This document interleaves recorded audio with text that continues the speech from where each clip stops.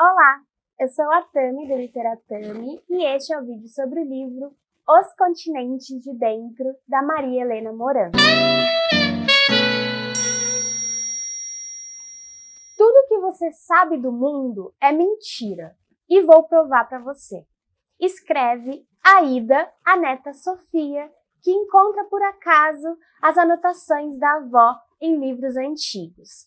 Aida e Sofia são personagens deste romance aqui, que é o primeiro romance da venezuelana brasileira ou brasileira venezuelana Maria Helena Moran, publicado aqui no Brasil pela editora Zucchi, com essa edição, nessa edição muito bonita, tem essa capa aqui super sugestiva que eu adoro.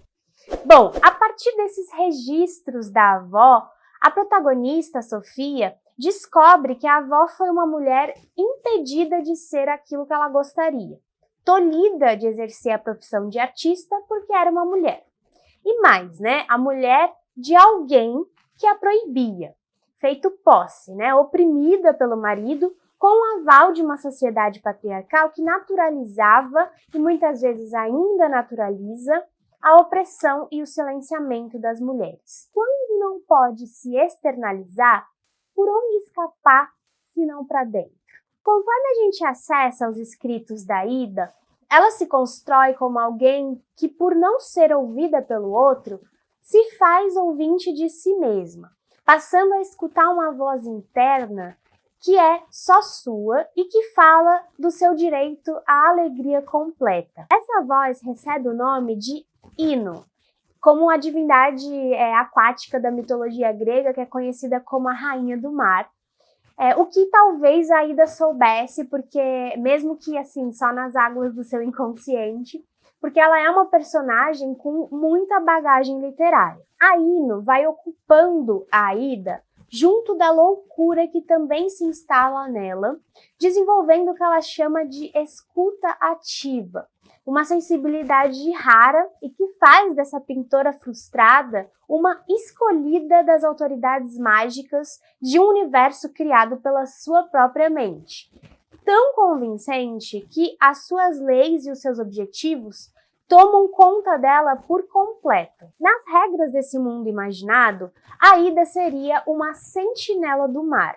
E ela estaria incumbida pela Ino, que é uma agente de transição, de direcionar sua neta Sofia aos continentes de dentro, seu habitat natural. Mais do que uma metáfora, essas turbulências psíquicas da avó concebem a interioridade como um espaço geográfico mesmo, ou talvez hidrográfico, a ser explorado e protegido, mesmo que a custo da própria sanidade. Certamente a Aida teme ver na neta, uma menina se tornando mulher, a continuidade daquela repressão de gênero que a impossibilitou de manifestar a sua própria subjetividade.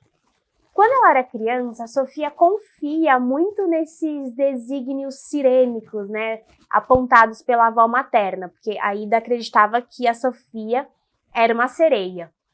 E essa confiança que a Sofia tem estreita muito os laços que unem as duas. E o que transborda de afeto e de intimidade entre elas, falta na relação conflituosa da Sofia com a sua própria mãe, Thaís. Esse conflito, aliás, se intensifica bastante com a separação que a mãe instaura entre a avó e a filha, ou entre a avó e a neta, após um episódio decisivo em que a Aida, movida por delírios assustadoramente sãos, coloca a vida da Sofia em risco. Não vou dar muitos detalhes, mas ela coloca a vida da Sofia em risco numa tentativa aí de encaminhá-la ao que seria a sua verdadeira morada. Sem saber muito o que é feito da avó depois disso, a Sofia cresce e se torna radialista. Ela vai ter uma voz doce que encanta aos ouvidos dos outros. É uma espécie de sereia também, a sereia possível nos tempos modernos.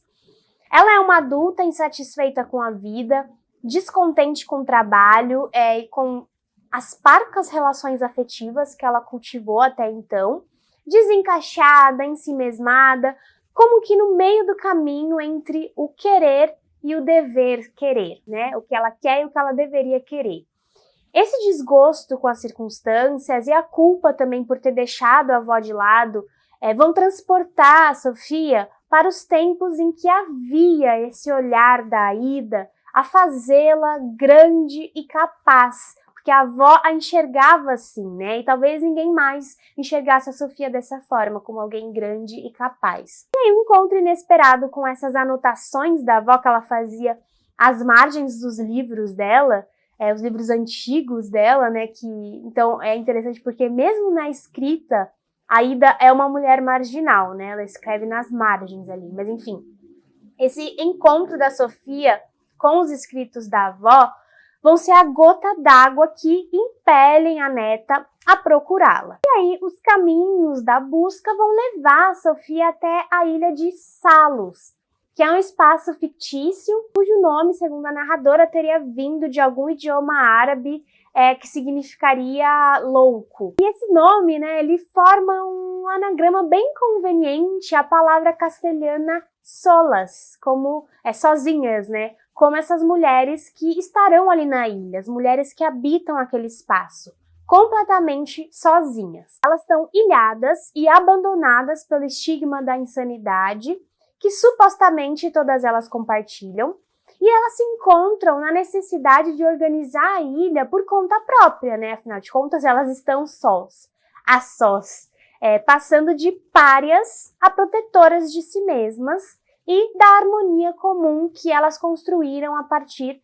dessa condição insular a que elas foram impostas. Elas não têm espelhos, então elas estão destituídas, portanto, das suas identidades faciais, não tem uma identidade facial aqui chamada sua. Então, uma mulher em Salos depende sempre do olhar da outra para construir o seu eu. E a convivência nesse espaço vai dar à Sofia a dimensão da invisibilidade relegada às pessoas tidas como loucas e também certa nitidez em relação aos aspectos políticos mesmo do tratamento da loucura, né?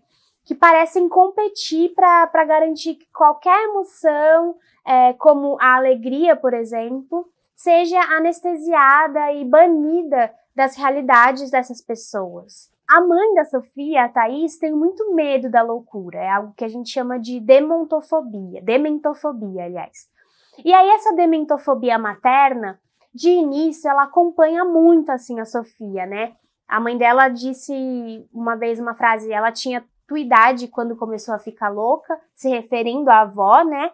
E aí essa frase fica ecoando, assim, incômoda, conforme ela passeia pela ilha, como uma figura intermediária, né? Entre prisioneira e voluntária. O tempo que vai aproximar as residentes e essa visitante, ao ponto da Sofia pensar em trocar o elas por nós, deixar de falar dessas mulheres como na terceira pessoa e se incluir ali, né, como parte da coisa, de tanto que ela se reconhece nas partes naufragadas das demais mulheres, né, enxergando ali na insanidade uma expressão alternativa e bastante sedutora de lucidez. A Maria Helena Moran, ela fez o seu mestrado em escrita criativa com Luiz Antônio de Assis Brasil, como outros autores também que eu já tive a oportunidade de ler e trazer aqui pro canal. Eu acho muito interessantes os trabalhos que saem dessa experiência.